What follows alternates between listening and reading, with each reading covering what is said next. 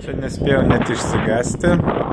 Iš tikrųjų tik vos frontalkės negavau arti žemės, nes buvo nesvarumo būsena 100%.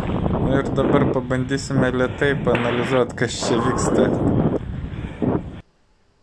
Taip, aš čia startavau. Tik. Ir dabar artėsime prie tos vietos, kur aš pajaučiau. Va čia neria sparną žemyn ir aš čia jaučiu nesvarumo būseną, kompensuoju. Paskiau kompensuoju sparno judesius į šoną dabar. Ir išsilyginu.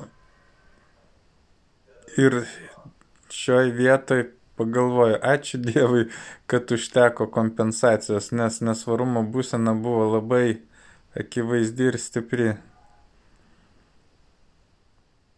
Ir dar džiugu, kad ant sparno nesimato labai smarkiai, kad tai buvo pavojinga labai situacija.